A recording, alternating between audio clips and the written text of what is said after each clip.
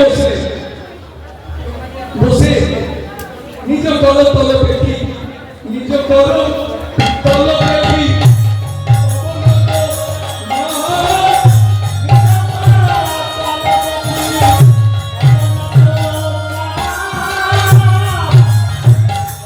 নিজের হাত নিজে দেখছে,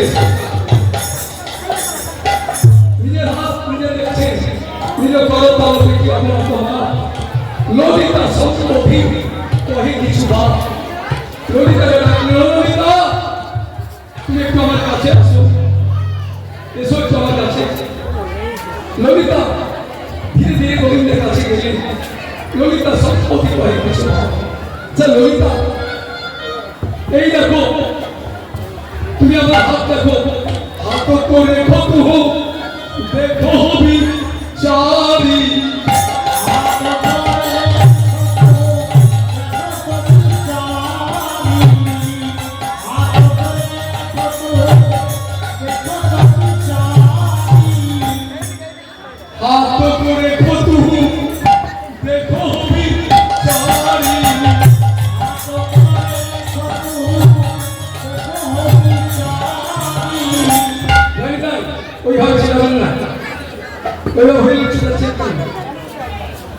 পরিবেশটা বুঝতে পারছেন না, পুরোটা সময় যত খুশি চিন্তা হাত করে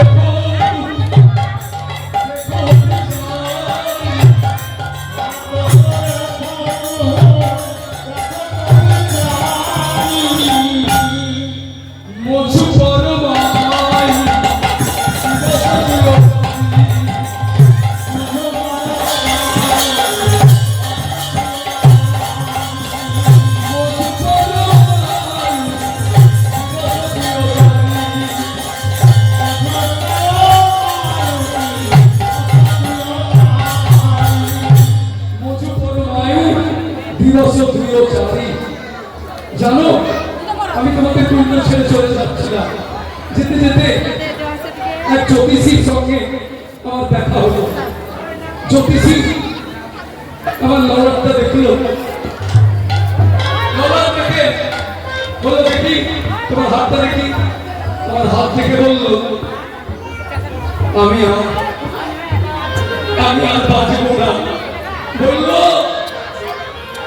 আমার পরমায়ু শেষ, আমি মাত্র 2 থেকে 4 দিন বাঁচব। তাই মনে মনে ভাবলাম আরে আমার রাধারানীকে তো আমি আমার প্রাণের চাইতেও ভালোবাসি, সখীদেরকে ভালোবাসি। এত ভালোবাসার মানুষদেরকে ছেড়ে যখন চলে যেতে হবে তো মরণের আগে একটু তাদের সঙ্গে কথা বলে যায়। সেই জন্য আমি এলাম, বিশ্বাস না হয় দেখো হাত করে কত দেখো হবি চারি।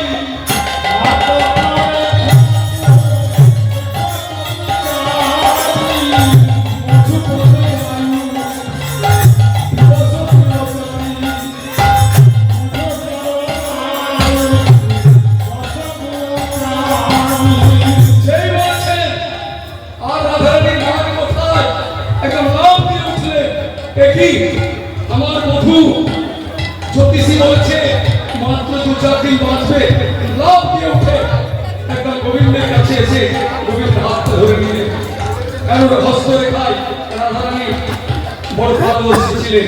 তাই বলে দেখি বধূ কোন জ্যোতিষী বলছে তুমি মাত্র 2-4 দিন বাঁচবে? হতেও পারে। তাই রাধারানী একদম চমকে উঠে গোবিন্দের হাতটা ধরে দেখছে। কি বললে বধূ? লাখ বরকে হবো জিও বিধান, এখন তুমি 1 লাখ বছর বাঁচবে আর তুমি বলছো মাত্র 2-4 দিন বাঁচবে। বধূ হে, এই 1 লাখ বছর পরমায়ু নিয়ে যদি তোমার মনের সাথ পূর্ণ না হয় তাহলে আমার যে 1 লাখ বছর পরমায়ু আছে, মধু পরমায়ু তো হাজবি না। তুমি বধূ বেঁচে থাকো।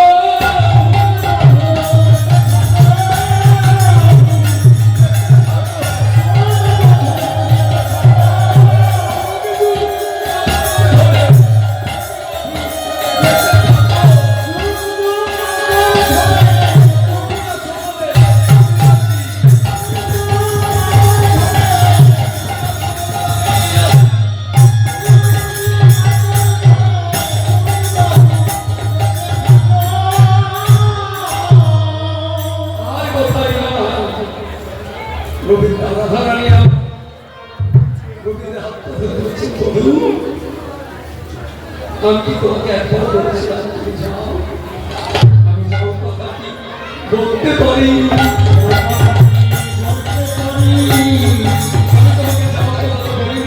কেন তুই চলে গেছিস? আর কোথায় না? এবার সুখীরা বলছে, রাধে, তোর বধূকে পেয়ে আমাদের কথা ভুলে গেলি, কই রে ওই উপহারটা দিবি না? একবার দাঁড়া না, দেখি আর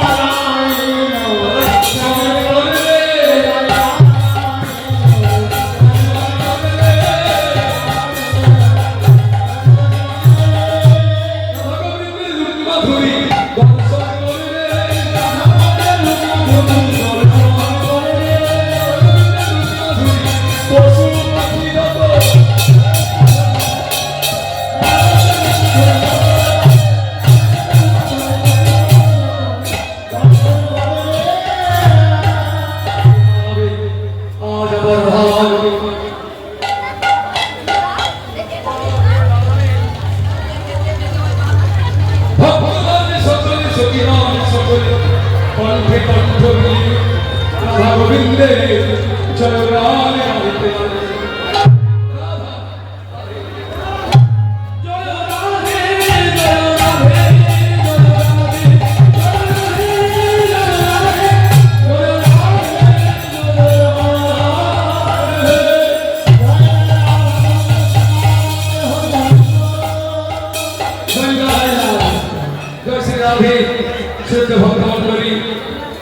এই রসিক আলোচনা করতে গিয়ে যদি আমার কোনো সভা